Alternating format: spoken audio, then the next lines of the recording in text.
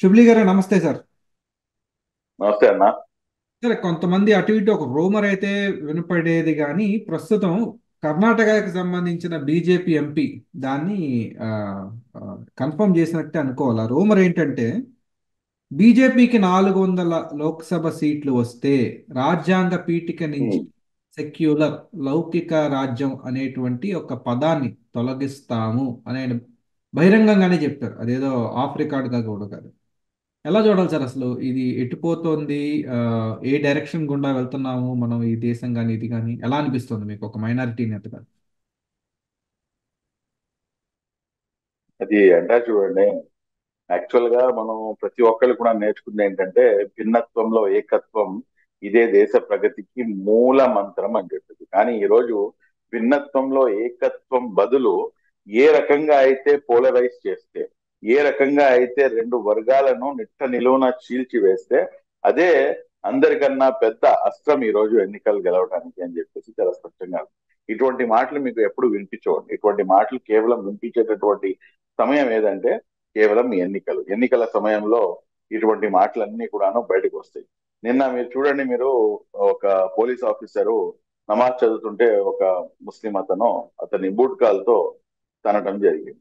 అంటే ఇటువంటి అంశాలు జరిగినప్పుడు ఏంటంటే ఆటోమేటిక్ గా ఆ కమ్యూనిటీ ఏంటంటే రియాక్ట్ అవుతుంది. ఏంటిది అని చెప్పేసి ఎప్పుడైతే రియాక్ట్ అవుతుందో, ఆ రియాక్ట్ అయినటువంటి పద్ధతిని అవతల వాళ్ళని చూపించి, చూసారా ముస్లిమ్స్ ఎలా యునైట్ అవుతున్నారు అని చెప్పేసి చూపిస్తారు.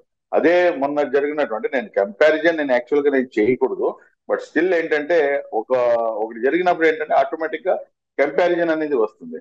శివరాత్రి జరిగినప్పుడు కొన్ని ఆ ర్యాలీస్ జరిగినాయి, కొన్ని ఇది జరిగింది. వాటికి లేని అబ్జెక్షన్ మళ్ళా కేవలం ఒక వ్యక్తి నమాజ్ చదువుతున్నాడని చెప్పేసి వాడిని బూట్ కాల్తో తంతే ఆ కంపారిజన్ ఉంది చూడండి. అది చాలా ఫాస్ట్ గా సోషల్ మీడియాలో స్ప్రెడ్ అయిపోయింది. ఇది స్ప్రెడ్ చేయడానికి కారణం నేను చెప్తాను వినండి. ఆ స్ప్రెడ్ చేయడానికి కారణం ఏంటంటే హిందువులు ముస్లింల మధ్య ఒక అగాధాన్ని సృష్టించి వీళ్ళిద్దరి మధ్యలో ఒక నిట్ట నిలువున ఈ సమాజాన్ని చీల్చివేసి దీని ద్వారా ఏంటంటే పోలరైజ్ చేసి ఆ ఏదైతే ఆ ఓట్లు దండుకునేటటువంటి ప్రక్రియ ఏదైతే ఉందో ఆ ప్రక్రియని మొదలు పెడదామని చెప్పేసి ఇదంతా జరుగుతున్నటువంటి నాటకం అన్న సంగతి మన అందరికీ తెలిసింది. ఈ రోజు మీరు 400 సీట్లు కనుక వస్తే అంటున్నారు. 400 సీట్లు ఏ విధంగా వస్తాయి, ఎందుకు వస్తాయి, మీకు రాకూడదు, మీరు ఓడిపోతారు అన్న మాట నేను చెప్పను. మీరు 400 సీట్లు తెచ్చుకున్న తర్వాత కూడా కానీ మీరు సెక్యులర్ అన్న పదాన్ని మీరు దాంట్లోంచి తీయాలంటే కనుక 100 జన్మలు వేస్తారు. ఎందుకంటే దానికి నారా చంద్రబాబు నాయుడు లాంటి ఎవరైతే లీడర్స్ ఎన్డీఏలో ఉన్నారో వాళ్ళు దానికి ఒక పెద్ద అడ్డుకట్టగా నుంచుంటారు. ఒక పెద్ద వారధిగా వాళ్ళు నుంచొని ఇది తప్పు అని చెప్పేసి దాన్ని ఇమ్మీడియట్ గా డ్రాప్ చేయించేటటువంటి పరిస్థితి ఖచ్చితంగా ఉంటుంది. మీరు ఈ రోజు దేశంలో మీకు ఇష్టం వచ్చినట్టుగా నేను చేస్తాను, నేను ఇష్టం వచ్చినట్టుగా ఉంటాను అంటే కనుక అలా కుదరదండి.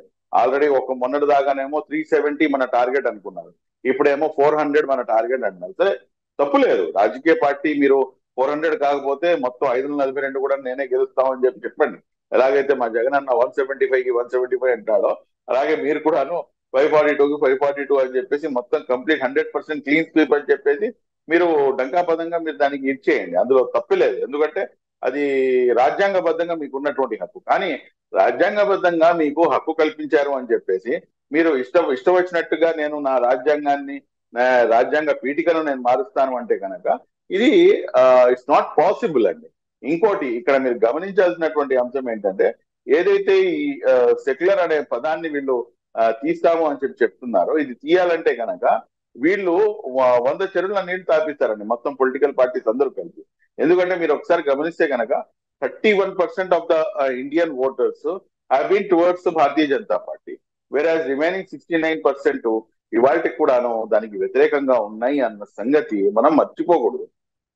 ఎందుకు నేను మర్చిపోకూడదు అని చెప్తున్నానంటే ఈ రిమైనింగ్ ఏదైతే 69% ఉన్నారో ఇవాళ కూడాను వీళ్ళు మీ భారతీయ జనతా పార్టీ యొక్క ఏదైతే ఆలోచన ధోరణి ఉందో, ఆలోచన ఉందో దానికి వ్యతిరేకంగా ఉన్నారు. కాబట్టి డెఫినెట్ గా ఇది కేవలం ముస్లింల అంశం అవ్వదండి. రేపటి రోజున సిక్కులు వస్తారు బయటికి, దాని తర్వాత పార్సీలు వస్తారు, దాని తర్వాత మీకు జైన్లు వస్తారు, ఈ రకంగా క్రిస్టియన్లు వస్తారు, దళితులు వస్తారు, ఎస్సీలు ఎస్టీలు, ఈ రకంగా ఎంత మంది ప్రజలు మొత్తం కూడా యునైట్ అయ్యి అంతర్గతంగా ఒక రకంగా ఏంటంటే మీరు చిచ్చు రాజేసిన వాళ్ళు అవుతారు. కాబట్టి ఇటువంటి మాటలు ఏంటంటే కేవలం ఎన్నికల సమయంలో మమ్మల్ని గోకుదామని చెప్పేసి, దాని ద్వారా ఏంటంటే మన రోడ్డు మీదకి వచ్చి ఏదో ఒకటి గందరగోళం సృష్టిద్దామని చెప్పేసి. రాజ్యాంగం అనేది అందరికీ సమానం అండి. ఈ సమానంగా ఉండటం అనేది వాళ్ళకి ఇష్టం లేదు కొంతమందికి. అంటే దాంట్లో అసమానతలు అని చెప్పేసి తీసుకొని రావాలి. కొందరికి సెకండ్ గ్రేడ్ సిటిజన్షిప్ గా మనం తయారు చేయాలి. ఏదైతే అహంకార ధోరణి ఏదైతే ఉందో ఆ ధోరణితో మాట్లాడుతున్నటువంటి మాటలు ఇవి. కాబట్టి ఇవి అయితే నాకు తెలిసినంత వరకు అయితే ఇన్షాల్లా ఇటువంటిది జరిగే అవకాశం లేదు, అది జరగబోదు కూడా. ధన్యవాదాలు సార్ షుబ్లీ గారు.